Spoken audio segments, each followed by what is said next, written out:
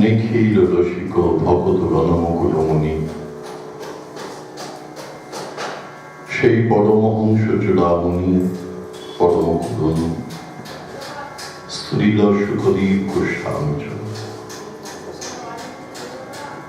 ব্রহ্ম স্বাভাবিভূত মহারাজ ধিরাজ চক্রবর্তী পরীক্ষিত মহাশয় স্বামীকে সেই হস্তিনাপুর গঙ্গা তীরে যদৃচ্ছাক্রমে সমাগত হয়ে মহারাজ পরীক্ষিতের ঐকান্তিক প্রশ্নের উত্তর প্রদান করবার জন্য পরিবেশন করলেন নিখিল শাস্ত্র মথিত নবনীত বেদব্যাসের মহা তপস্যার ফলস্বরূপ অভিন্ন শ্রীকৃষ্ণ বিগ্রহ শ্রীমদ্ভাগবতম।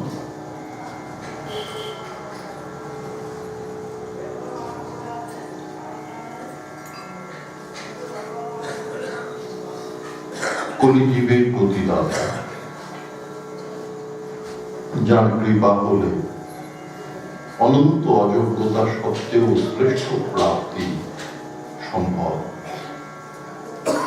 সেই শ্রীমদ ভাগবতের আস্বাদনে আমরা ব্রতী হয়েছি।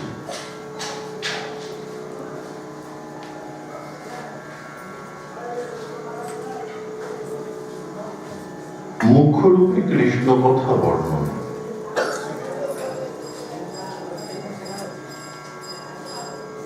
শুধু কৃষ্ণ নয়, সেই সাথে কৃষ্ণের যে নানাবিধ অবতার বৃন্দ আছেন, যারা নানা স্বরূপে ভগবান শ্রীকৃষ্ণকে প্রাপ্ত হয়েছেন, তাদের কথা। কেউ শিক্ষা প্রদান করছেন কিভাবে আচরণ করতে হয়, আবার কেউ শিক্ষা প্রদান করছেন তার ভজনোক্ত অভিজ্ঞতার কথা। যেমন প্রহ্লাদ মহাশয়, তিনি নিজের ভজনোক্ত অভিজ্ঞতা যেভাবে তিনি শ্রীহরি প্রাপ্ত হয়েছেন সেই কথা নিজ মুখে বিবৃতি দিচ্ছেন। এমন ভক্ত আর আমরা দেখি। শ্রবণং কীর্তনং বিষ্ণু শরণং পাদসেবনং অর্চনং বন্দনং দাস্যং সক্ষমাত্মনিবেদনং ইতি পুংসার পিতা বিষ্ণু ভক্তিশ্চেন্নবলক্ষণা ক্রিয়েত ভগবত তথ্যা তন্মন্যে বিধমোত্তম। নিজের ভজনোক্ত অভিজ্ঞতার কথা নিজ মুখে বর্ণনা করছেন। আমি এই পেয়েছি, এই করেছি, এই ফল পেয়েছি, তোমরা। কারণ ভজতি ভজয় অতীচ ভক্ত, যে নিজে ভজন করে অন্যকে দিয়ে ভজন করায়, তিনি হলেন ভক্ত।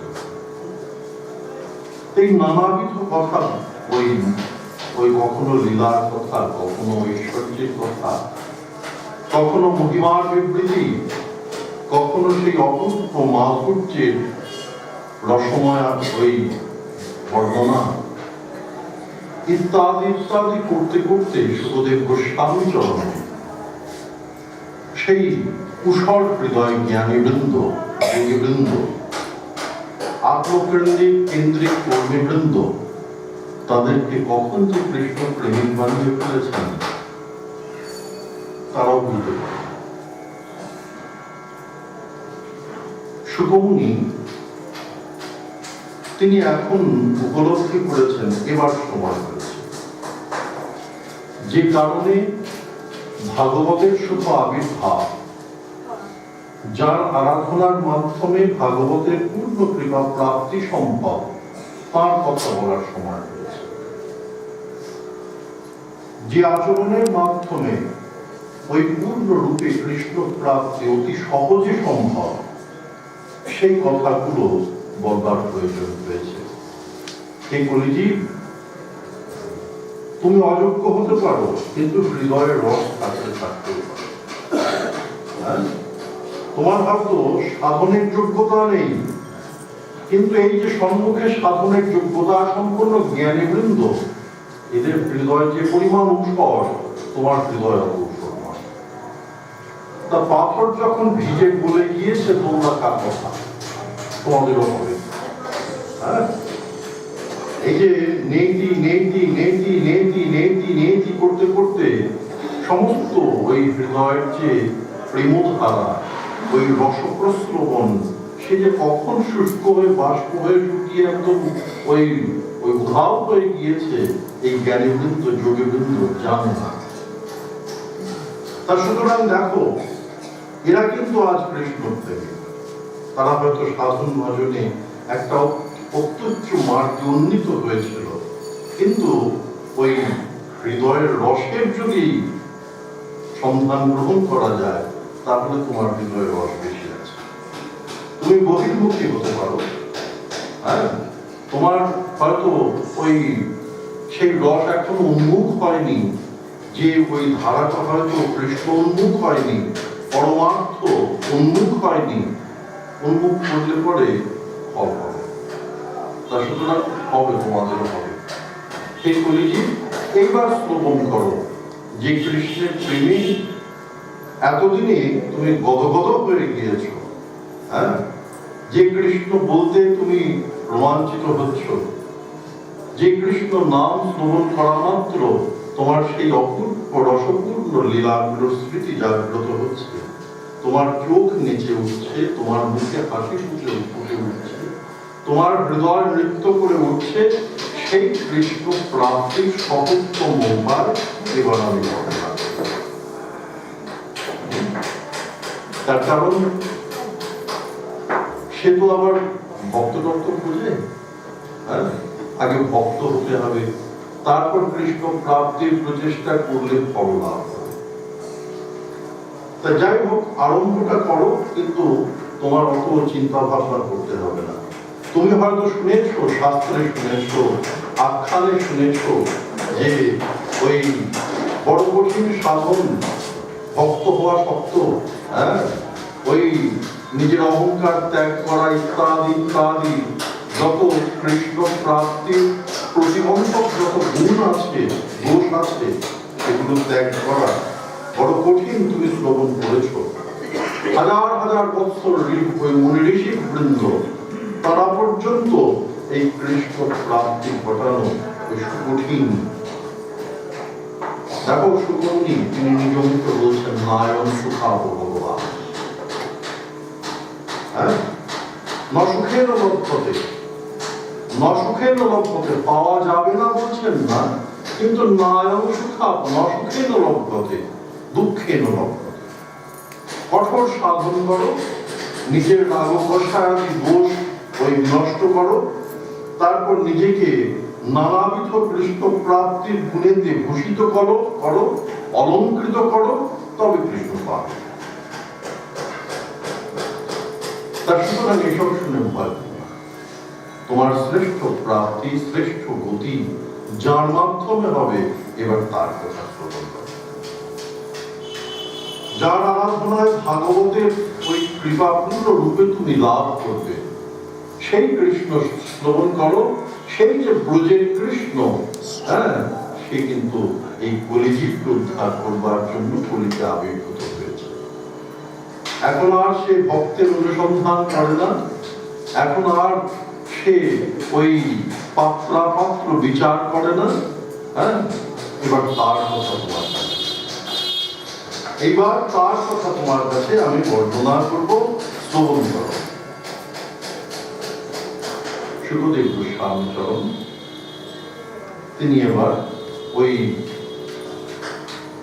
অপূর্ব সেই কৃষ্ণ কথার ওই যে ওই আয়ুর্বেদের ওষুধ আছে না, অনুপান দিতে হয়,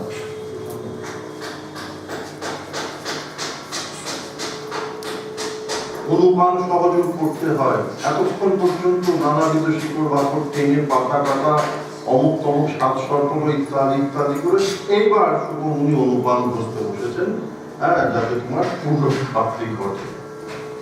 ওই গাছের শিকড়, ওই গাছের পাতা, অমুক রস ইত্যাদি ইত্যাদি করে ওষুধটা নির্মাণ হয়েছে, কিন্তু যতক্ষণ অনুপানের যোগ না হচ্ছে ততক্ষণ পর্যন্ত ওই ওই ঔষধ ক্রিয়াশীল নয়। তাই এবার শুভমণি অনুপান কিন্তু ঔষধকে পূর্ণতা প্রাপ্তি প্রদান করছে, হ্যাঁ, তা বলতে আরম্ভ করলেন। শোনো, যার কৃপায় তোমার সেই কৃষ্ণের সহজতম প্রাপ্তি ঘটবে, হ্যাঁ, সেই তার কথা শ্রবণ করো। নানাতন্ত্র বিধানেন কলাবপি তত্ত্বত্রয়ী, নানাতন্ত্র বিধানেন কলাবপি তত্ত্বত্রয়ী। বেদ নয়, উপনিষদ নয়, পুরাণ নয়, নানাতন্ত্র বিধানেন কলাবপি তত্ত্বত্রয়ী। এতক্ষণ পর্যন্ত ওই ঋষি করভাজন, এবার একটু দৃশ্যটা অন্তরে গেঁথে নিন। আমরা গতকাল যেখানে ছিলাম, ওই একে একে সূর্য সম তেজস্বী নবযোগীন্দ্র তাদের হৃদয়ের ভাব প্রকাশ করেছেন। এইবার ঋষি করভাজন তিনি তাঁর হৃদয়ের ভাব প্রকাশ করেছেন। ওই উচ্চ বেদিতে সেই সূর্য সম ঋষিবৃন্দ তারা উপবিষ্ট, ওই আভবিলম্বিত জটাজাল, প্রশস্ত বক্ষস্থল, উজ্জ্বল তাদের কান্তি জ্যোতিতে দিক ব্যাপ্ত হয়ে গিয়েছে, আয়ত নেত্র যুগল নিমিলিত। ঈষৎ ওই নত শির, তার কারণ খুব টান হয়ে প্রান্তি যেন জড়ো করা যায় না। হ্যাঁ, খুব শক্ত শরীর নিয়ে স্মরণ করা কঠিন। একটু হ্যাঁ, একটুখানি ঈষৎ তারা একটুখানি মৃত হেসে চোখে রয়েছে, একদম মজে গিয়েছেন তারাও। শুধু ওই নিমি মহারাজ তিনি মজে গিয়েছেন, আর ওই ইষ্টগোষ্ঠীর অপূর্ব আচরণে নবযোগীন্দ্র মজে গিয়েছেন। একদম আনন্দের একদম ধারা প্রভাবিত হচ্ছে সেই স্থানে। আর ওই ধীর, অতি ধীর তো আস্বাদনটা যেমন তেমন ভাবে না। গোগ্রাসে খাওয়া, চটকে চটকে মাখলাম, সেই নানা রকম ব্যঞ্জন দেওয়া হয়েছে, চটকে মাখলাম, আঙুলের পাক দিয়ে আমার বেরিয়ে এলো, তারপরে আমরা বললাম এই আস্বাদন একরকম।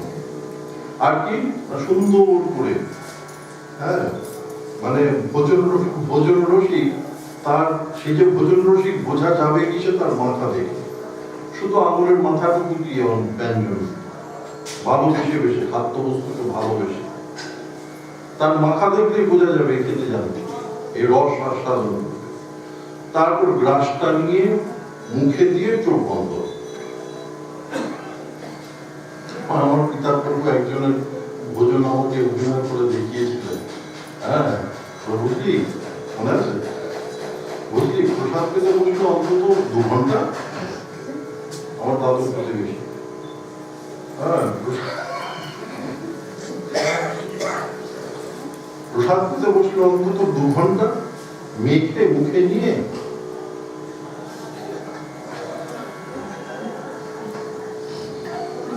বুঝে বুঝে।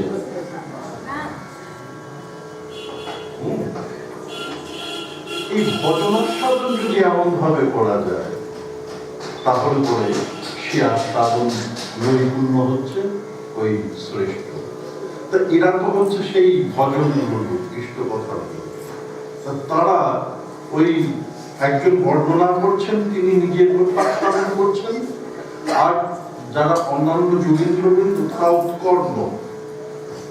তারা উৎকর্ণ হরিকথা সবই জানি আমরা, হ্যাঁ, কিন্তু কার হৃদয় কখন কোথা থেকে কি প্রকাশ করে দেয়, হ্যাঁ, কোন রত্ন একখানা দান করে ফেলে কেউ বলতে পারে না। সুতরাং সকলে উৎকর্ণ। যে স্থানে খুব ভালো লাগছে তারা রোমাঞ্চিত হচ্ছেন, মৃদু হেসে তাকাচ্ছেন, সমর্থন করছেন। তাতে যিনি বক্তা তিনি আরো উৎসাহী, এমন একটা পরিবেশ সৃষ্টি হয়েছে। আর নিম্নাসনে ওই কাঙালের মতো যিনি শিক্ষা প্রদান করেছেন, ওই যদি নশ্রুতক্ষম, যদি কিছু পেতে চাও তাহলে ভিক্ষা বৃত্তি অবলম্বন করো। দিতে হবে বলা যাবে, মা তো ভিক্ষা দিই, হবে না, আচ্ছা মা, আচ্ছা আগামী মাস। না কালকে আসবে শোনা, আচ্ছা আচ্ছা 7 দিন পরে আসবে। এই যে ভিক্ষাবৃত্তি অন্তরের মধ্যে ওই কোন রকম দাবি দেওয়ার প্রশ্ন নয়, যদি যোগ্যতা থেকে করুণা করে বর্ণনা করুন, সেই অন্তরে একজন ভিখারিকে জাগ্রত করে, ভিখারির যেমন একটা একটা দানার প্রতি আকর্ষণ থাকে, আমাদের নিমি মহারাজ ঠিক সেই রকম একটা হৃদয় নিয়ে সেই সরস্বতী তটে নবযুগেন্দ্রের চরম প্রান্তে ওই পাদদেশে করণীয়। আমাদের আনন্দের কথাটা কোথায়? আমরা তো আছি, হ্যাঁ, ওই আমরা যেতে চাইনি, কিন্তু নিমি মহারাজ জোর করে আমাদেরকে জড়িয়ে নিয়েছেন, জোর করে আমাদেরকে জড়িয়ে নিয়েছেন। কোথাও একটু গন্ডগোল হয়েছে, একজন কোথাও কিছু হয়তো কোনো কথাবার্তা হচ্ছে, একজন এসে সেই গন্ডগোলের প্রতিবাদ জানালেন, আরো 10 জন 20 জন দাঁড়িয়ে গিয়েছে।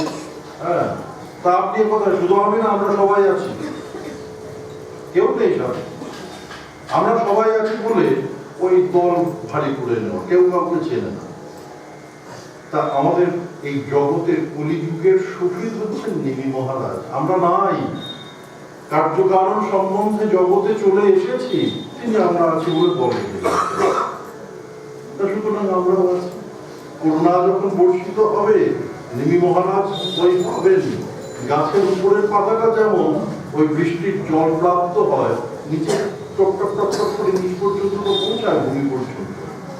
তা আমরা নিচে আছি, যখন আমাদের সময় আসবে এই টপ টপ করে করুণার বর্ষণ যখন আমাদের অঙ্গে, আমাদের বুদ্ধি, আমাদের আত্মাকে স্পর্শ করবে, আমরাও তখন পাবো, আমরাও আছি। এমন একটা পরিবেশ সৃষ্টি হয়েছে।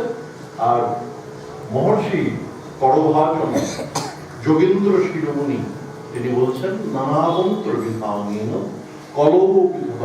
হে নিমি মহারাজ, শোনো, সেই সত্য যুগের ঘটনা শ্রবণ করলে শাস্ত্রে অমিত্যাদি ইত্যাদি বর্ণনা করা হয়েছে। তারপর ত্রেতাতে তাদের কথা শ্রবণ করেছ, শাস্ত্রে ইত্যাদি ইত্যাদি বর্ণনা করা হয়েছে। বেদাদি গ্রন্থে, ওই উপনিষদাদি শাস্ত্রে, বেদান্ত পুরাণে এই কথা বর্ণনা করা হয়েছে অবতার সম্বন্ধে। আর দাপরে এই হচ্ছে ঘটনা, হ্যাঁ, যে বিভিন্ন শাস্ত্র ইত্যাদিতে দাপরে বলা হয়েছে। জানো মহারাজ, তন্ত্রে নানাতন্ত্র বিধানে নয়। এতক্ষণ কিন্তু ওই আমরা জানি যে বেদান্ত সূত্রের ভাষ্য হচ্ছে সমগ্র শ্রীমদ্ ভাগবত, গৌসিক তত্ত্ব বলে দিয়েছে। হ্যাঁ, যখন ওই বাসুদেব সার্বভৌম যখন বললেন যে প্রভু, আমাদের সবার বেদান্তের ভাষ্য আছে, আমাদের একটা হবে না? গৌরসুন্দর বললেন, বেদান্তের ভাষ্যের তো প্রয়োজন নয়, আমাদের ভাষ্য তো স্বয়ং মহর্ষি বেদব্যাস দিয়ে গিয়েছেন। তাই কোথায়, কেন? সমগ্র শ্রীমদ্ ভাগবত আমাদের বেদান্ত ভাষ্য, স্বতন্ত্র ভাবে কিছু প্রয়োজন নাই, বেদান্ত ভাষ্য হয়ে রয়েছে।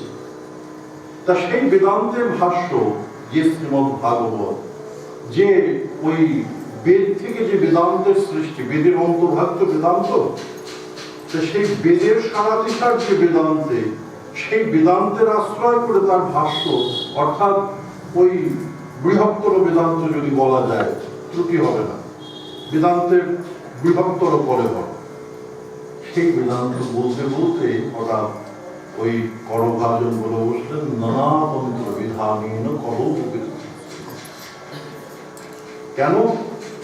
কলিতে বেদাদিক শাস্ত্র নয়, কলিতে বৈদিক আচরণ নয়, কলিতে তন্ত্রের ভাব। যন্ত্র মন্ত্র তন্ত্রের সাধন হচ্ছে কলির প্রধান শিক্ষা। প্রত্যেক যুগের একটা নিজস্ব সাধন পদ্ধতি আছে। তো কৃতে যধ্যায়ত বিষ্ণু, ধ্যান করো, ত্রেতায়াং যজতো মখৈ, জাগযুগ করো, দাপরে পরিচর্যায়াং, সেবা অর্চনা করো, করো তৎ হরিকীর্তনা, হরিনাম সংকীর্তন পর্যন্ত কীর্তনাদির কথা আমাদের ওই প্রধান যে সাধন, সেই কথা আমাদের শ্রীমন মহাপ্রভু থেকে আরম্ভ করে শাস্ত্রাদিতে বর্ণনা করলেন। কিন্তু শুভ কীর্তন নয়, আমার প্রভুর যে আমি আরাধনা করব, আমি যে ভোক্তা নিবেদন করব, আমি যে সিদ্ধান্ত গ্রহণ করব, আমি যে ওই আচরণ ইত্যাদি করে চলবো, সেটা কি হবে? বলো না, সেই বেদোক্ত যে আচরণ সেটা কলিতে সম্ভব নয়, আর সেটা কলিতে বৈধ নয়। কলিতে তন্ত্রের প্রাধান্য, কারণ এরা তো ত্রিকালজ্ঞ ঋষি, এরা ত্রিকালজ্ঞ জন। ওই সত্যযুগে বসে যে সমস্ত কথা তারা বর্ণনা করছেন, সেই কথাগুলো, সেই সমস্ত বিবৃতি, সেই বিবৃতি তো ওই শুধুমাত্র ওই দেখেছেন শুনেছেন বলে নয়, তারা অনুভব করেছেন। তাদের অতীন্দ্রিয় যে সামর্থ্য, সেই অতীন্দ্রিয় সামর্থ্যের দ্বারা তারা প্রাপ্ত হয়েছেন, আর সেই প্রাপ্তির কথাই আমাদের কাছে বর্ণনা হচ্ছে। নানা তন্ত্র বিধান, শোনো, এই কলিতে কিন্তু তন্ত্রের প্রাধান্য। তা বিভিন্ন তন্ত্র ইত্যাদির যে সমর্থন এবং অন্যান্য যে সমস্ত ওই তন্ত্র ব্যতিরেকে অন্যান্য যে শাস্ত্র আছে, সেই শাস্ত্রের সমর্থনে এবার কলিতে কি হবে সেটা শ্রবণ করো। কি হবে? কৃষ্ণ বর্ণং তৃষা কৃষ্ণং সঙ্গ পাঙ্গাস্ত্র পার্ষদম যজ্ঞৈ সংকীর্তন প্রায়ৈর যজন্তি সুমেধস।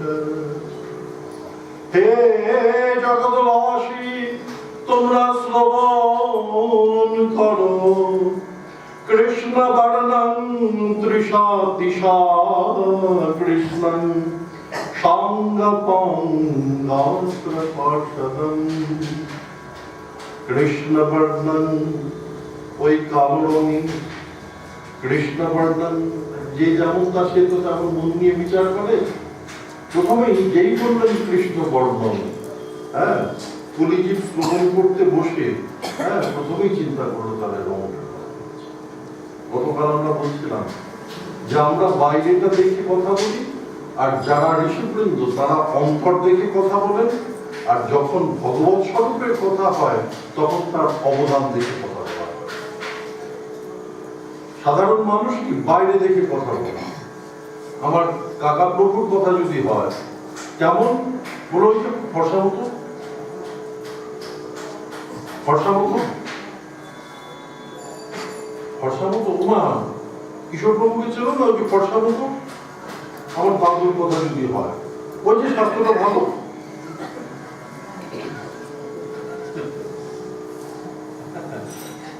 অপরিচিত জন যে কখনো এই সংসর্গে আসেনি কিন্তু দেখেছে, আমরা প্রথমে বাইরেটা দেখে কথা বলি। ঋষিবৃন্দ যারা অতীন্দ্রিয় সামর্থ্য সম্পন্ন তারা অন্তরটাকে দেখে, আর যখন ওই ভগবৎ স্বরূপের আলোচনা হবে তখন তার অবদান বৈশিষ্ট্য হচ্ছে প্রধান। তিনি কালা কি ধলা সেটা বড় কথা নয়। হ্যাঁ, ওই প্রভু রামচন্দ্র নবদুৎপাদন শ্যাম না হয়ে যদি গৌরবর্ণ হতো, ক্ষতি ছিল? ক্ষতি ছিল না।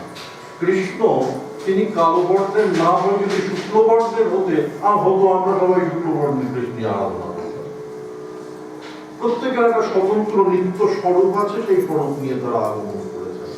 অন্তর্নিহিত কি আছে সে তারাই জানে। জমে বৈষ্ণব প্রণীতে তৃণলব্ধ,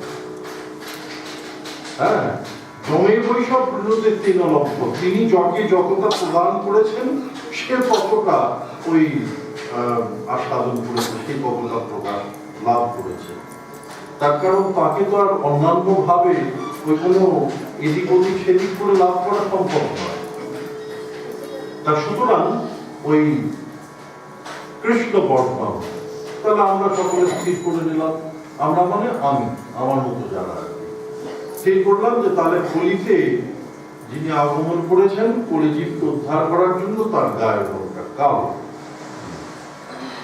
বলে শোনো, তৃষা অকৃষ্ণ, গায়ের রঙটা কিন্তু ফর্সা, গৌর। এই যে বললেন কালো, একই মানুষের দুরকম গায়ের রং হয় কি করে? হ্যাঁ, একই মানুষের দুরকম গায়ের রং হতে পারে না। উচ্চতা মাঝারি হতে পারে, কিন্তু যদি বলা হয় লোকটা এই যে কালো মতো ফর্সা মতো যে লোকটা না, তখনই মানে হয় পাগলামো করছে, নয় বসে করছে। একই সেই প্রভু, তিনি কি কৃষ্ণ বর্ণ, গায়ের রংটা কালো, ওটা নতুন কি, ঠিক আছে। তৃষা অকৃষ্ণ, আবার অঙ্গকান্তি কি অকৃষ্ণ, ইতি গৌরম, পরে আমরা আস্বাদন করবো। অকৃষ্ণ মানে কিন্তু গৌর নয়, লোকটা কালো নয়, তার মানে কিন্তু একদম সোনার মতো গায়ের রং হয়ে গেল না। তাহলে আমরা গৌরম ধরছি কেন, তাই না? এখানে ঋষি করভাজন বলছেন তৃষা অঙ্গকান্তিয়া অকৃষ্ণ, হ্যাঁ, কৃষ্ণ নয়। তা কৃষ্ণ নয় মানে কি গৌর? না না, কালো না। কালো না মানে কি একদম ধবধবে ফর্সা হয়ে গেল না, স্বর্ণবর্ণের হয়ে গেল? সেটা আমরা পরে আর সাধন করছি। কিন্তু ওই অঙ্গকান্তি নিয়ে এই দুই রকম কথা বলে ফেলবেন। ঠিক না, কৃষ্ণ বর্ণ, প্রথমে মনে করলাম যে তিনি গাত্র বর্ণটা কৃষ্ণ বর্ণের। হ্যাঁ, অবশ্য কৃষ্ণ বর্ণ বলতে আমার কৃষ্ণ কিন্তু কৃষ্ণ নয়, তিনি ইন্দ্রনীল বর্ণ। ভগবান শ্রীকৃষ্ণ তিনি কালো নয়, কষ্টি পাথর দিয়ে বানিয়ে তুমি কালো বানিয়ে নিয়েছো, সেটা অন্য কথা। গোপীরা, হ্যাঁ, রূপেতে ভ্রমরা বলেছেন, সেটা অন্য কথা। সে গোপীরা বলতেই পারেন, গোপীরা কৃষ্ণকে যা খুশি বলতে পারেন, কৃষ্ণকে নিয়ে যা খুশি করতে পারেন।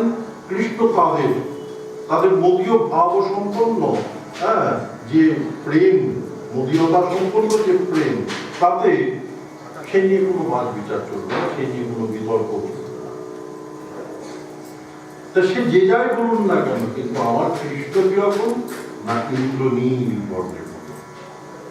ইন্দ্রনীল, ইন্দ্র যে পাথর থাকে না, ইন্দ্রনীল, নীলা, নীলা যে পাথর আছে না, সেই নীলারত্নের বিভিন্ন রং আছে। তার বিভিন্ন রত্ন, যেমন একটা অপরাজিতা বলে, তারপর আমরা কি কি নাম হবে ভাই জানি,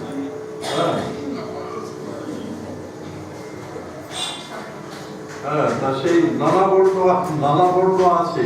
তার মধ্যে একটা বর্ণ আছে ইন্দ্রনীল বর্ণ। কৃষ্ণ কিন্তু ইন্দ্রনীল। আমার পিতামহর কাছে শুনেছি, আমার পিতামহদেব নেত্রলীলা প্রবিষ্ট প্রভুপাদ যদুগোপাল গোস্বামী মহোদয়, আমার পরম শ্রীগুরু, তিনি অনেক বিচার করে সিদ্ধান্ত গ্রহণ করেছিলেন যে সেটা হচ্ছে ময়ূরকণ্ঠী রং। কারণ ওই যে প্রস্থর ইন্দ্রনীল বর্ণ, ওই বর্ণটা কোনো অঙ্গে ধারণ করা কেমন দেখতে হবে আমরা অনুভব করতে পারবো না। একটা ইন্দ্রনীল, একটা পাথর যেমন ইন্দ্রনীলটা কিরকম আটফাট দেখা যায়, ট্রান্সপারেন্ট, হ্যাঁ, কিন্তু সেই ট্রান্সপারেন্ট ভাবটার মধ্যে এমন একটা গাত্র বর্ণ, এটা ঠিক ওই অঙ্গে প্রতিষ্ঠিত হলে কি এমন দেখাবে, এটা অনুভব করা বড় কঠিন। তা আমার পিতৃদেবের কাছে শুনেছি, পিতৃদেব একদিন সেই ওই কৃষ্ণ সন্দর্ভ বলছিলেন, কৃষ্ণ সন্দর্ভ নিয়ে আলোচনা, প্রভুপাদ কৃষ্ণ সন্দর্ভ ওই ব্যাখ্যা করেছেন। তারপর ইতিমধ্যে হঠাৎ হলো যে সংস্কৃত লাইব্রেরি থেকে কৃষ্ণ সন্দর্ভ প্রকাশ করেছেন। বাবা বললেন যে যাক, একটা ভালো কাজ করেছে। আরে অনুমতি নিয়েছে? আমি জানি না তো। দেবাশিস ভট্টাচার্যকে ফোন করলাম, আমার নাম, ওর মালিক হচ্ছে দেবাশিস ভট্টাচার্য। ফোন করার পর বললো যে প্রভু অনুমতি তো নিয়েছি। কিরকম অনুমতি নিচ্ছি? মনে অনুমতি। এটা আবার কি সিস্টেম গো? এটা আবার কি পদ্ধতি? প্রভু 50 বছর হয়ে গেলে তো কপিরাইট লাগে না, তা বৈষ্ণব কৃপা ছাড়া তো হয় না, এই জন্য মনে অনুমতি নিয়েছে। প্রভুপাদ দেহ রক্ষা করেছেন, 50 বছর অতিক্রান্ত হয়ে গিয়েছে, সুতরাং কপিরাইট ওপেন, যে খুশি প্রিন্ট করতে পারে। তা সুতরাং মনে অনুমতি নিলেই হয়। ঠিক আছে বাবা, ভালো করেছো, কিছু বই পাঠিয়ে দিয়েছে, 15 কপি পাঠিয়ে দিয়েছে। তা ওই টাইমে তখন কথা প্রসঙ্গে তখন পিতা প্রভু বললেন যে শোনো, ইয়েটা কিরকম জানিস? আমার বাবা বলতেন যে ওই ময়ূরকণ্ঠী যে রংটা, এটা যদি একটুখানি হালকা করা হয়, যে রংটা হবে, ময়ূরকণ্ঠী রং কিন্তু একটা রং নয়, এক এক জায়গা থেকে এক এক রকম দেখায়। আমার কৃষ্ণের গাত্র বর্ণনা ঠিক সেই রকম। হ্যাঁ, কণ্ঠে একরকম লাগছে, কখনো কপলে ওই আলোক পতিত হয়েছে, সেখান থেকে একরকমের জ্যোতি প্রকাশিত হচ্ছে, ওই নাসাগ্রে হয়তো একরকম ভাব প্রকাশিত হচ্ছে, ললাটে একরকমের ভাব প্রকাশিত হচ্ছে। অর্থাৎ বৈচিত্র্যের এমন অপূর্ব সমাহার ঘটেছে যে ভক্ত দর্শন করলে সে দর্শন করতেই থাকবে, নয়না সরাতে থাকবে। হ্যাঁ, তা সেই যে ওই কৃষ্ণের গাত্র বর্ণটা হচ্ছে কৃষ্ণ বর্ণন, এখানেও টিকাতুর আমাদের গোস্বামীপাদ বলছেন যে ইন্দ্রনীল বর্ণ, কৃষ্ণ সন্দর্ভ গ্রন্থ ইন্দ্রনীল বর্ণের কথাই উল্লেখ করা হয়েছে। কিন্তু ওই সাধকবৃন্দের যে অনুভব, এটাই হচ্ছে শ্রেষ্ঠ। মহাজন যেন গতস্ব পন্থা, মহাজনবৃন্দ যে পথ প্রদর্শন করেছেন তার চাইতে শ্রেষ্ঠ তো আর কিছু হতে পারে না। কৃষ্ণ বর্ণয়তি কৃষ্ণ বর্ণ,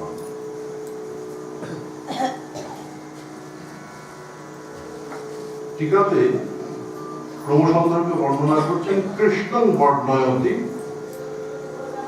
তাদৃশ সপরমানন্দ বিলাস স্মরণোল্লাস বশতয়া স্বয়ং গায়তি পরম কারণিক তয়াচ সর্বভ্যোপি লোকেভ্যস্তমেব উপদিশতি যস্তম।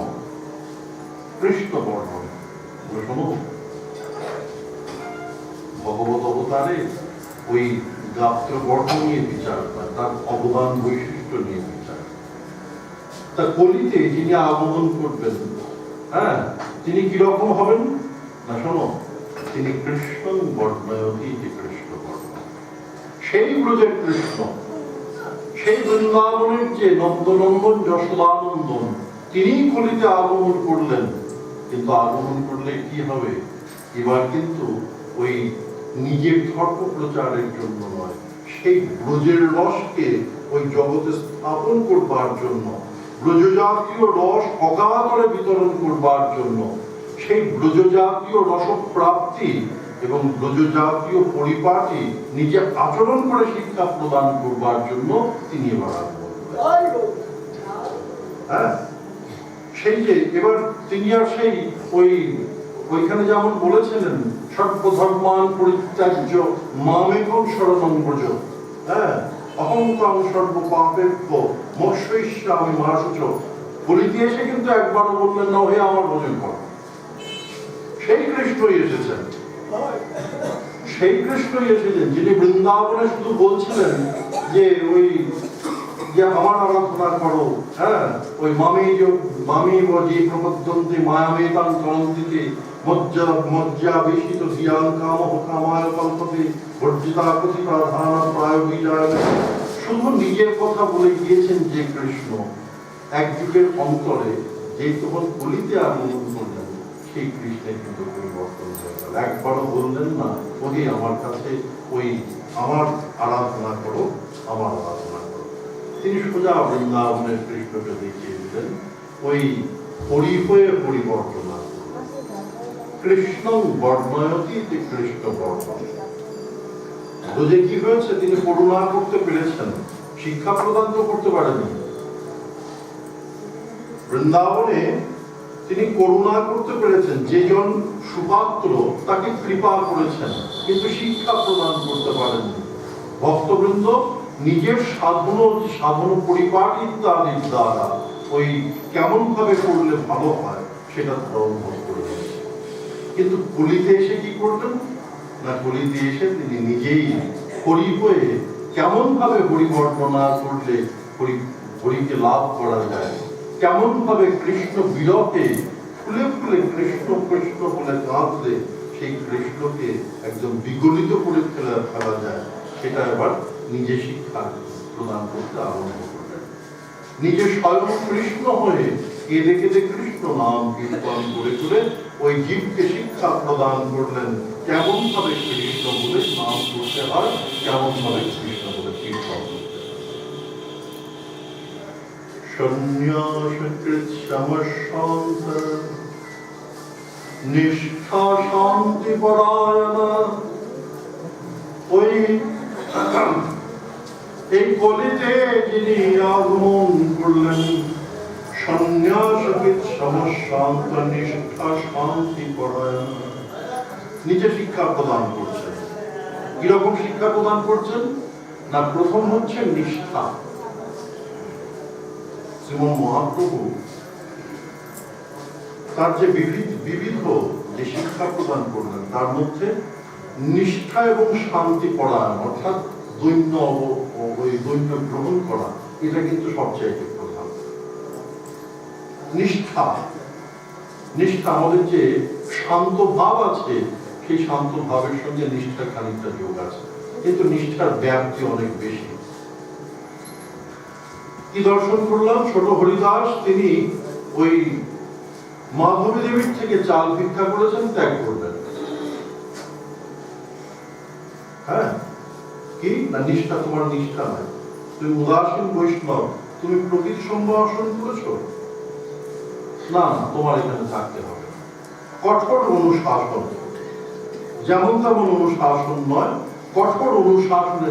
এমনই তার সেই ওই পতিত পাবন গৌরহরি, হ্যাঁ, তিনি পতিতকে উদ্ধার করে ফেলছেন, অথচ প্রিয় পার্শ্বদ ছোট হরিদাস, যার কীর্তন শ্রবণ করতে